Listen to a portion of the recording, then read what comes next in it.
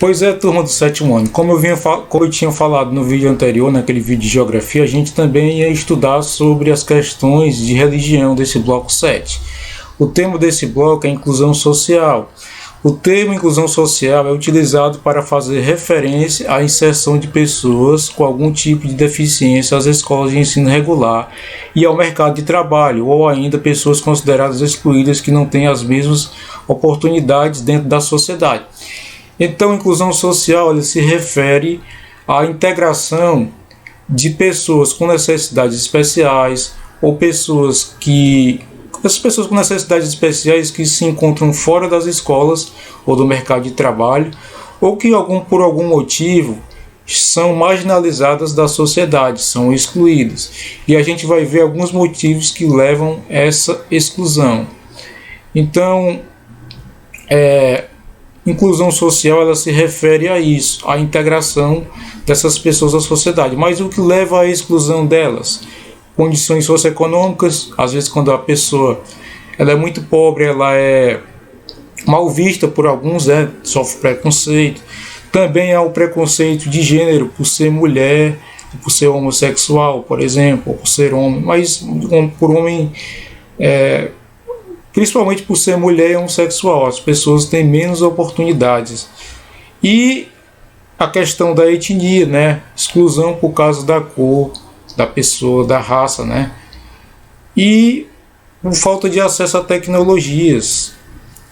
Pessoas mais velhas, de mais idade, nem todas, mas grande parte tem dificuldade no acesso a essas novas tecnologias, aplicativos, celulares, computadores, então elas ficam sem ter com quem conversar, elas ficam meio que excluídas.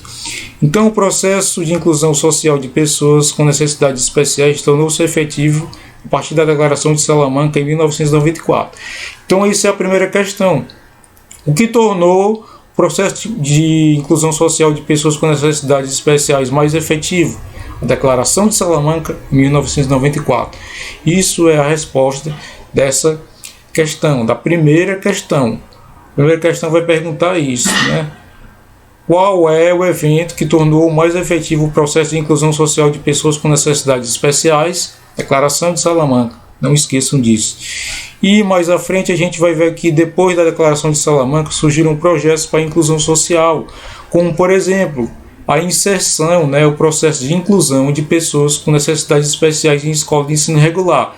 Porque antes as pessoas de necessidades especiais tinham as escolas separadas para eles estudarem, específicas. Depois da Declaração de Salamanca, as leis mudaram e as pessoas com necessidades especiais passaram a ser matriculadas também em escolas de ensino regular.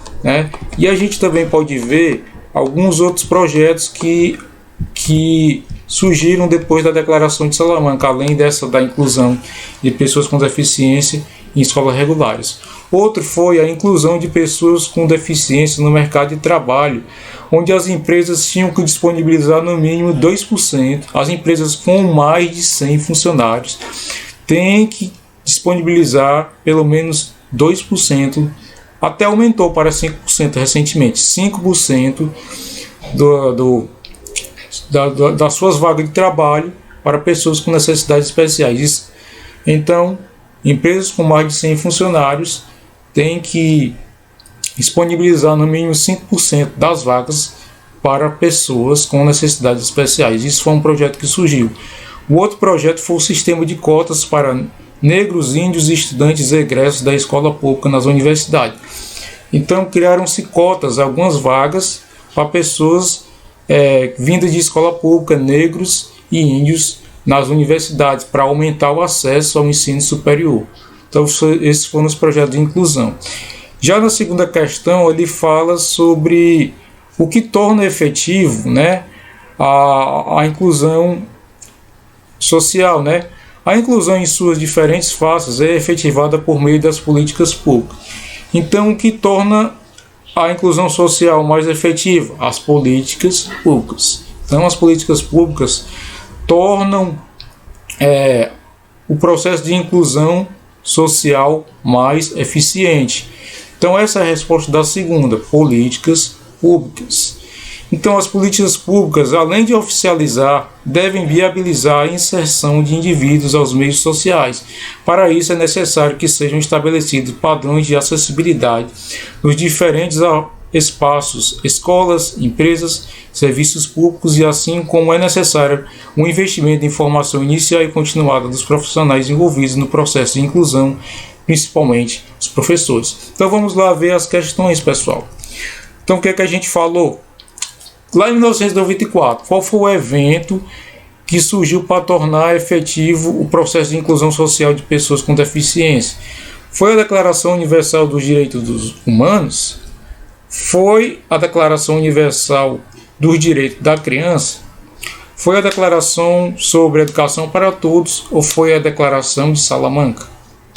Então vocês lembram aí, né? Qual é a resposta dessa questão aqui, né?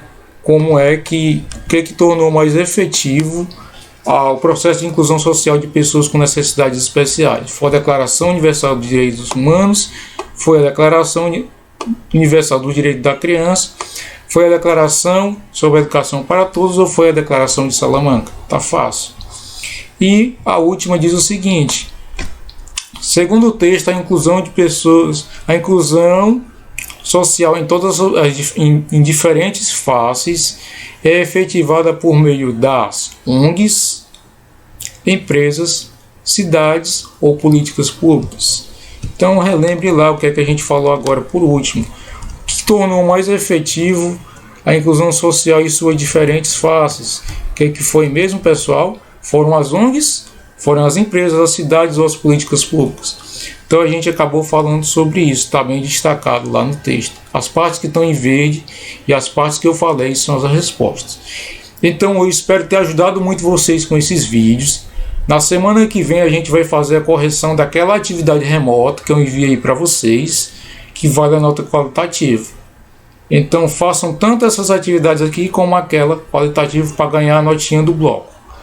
Pois espero ter ajudado muito vocês a tirar 10 em Geografia e em Religião. E um bom final de semana para vocês e até a próxima. Tchau.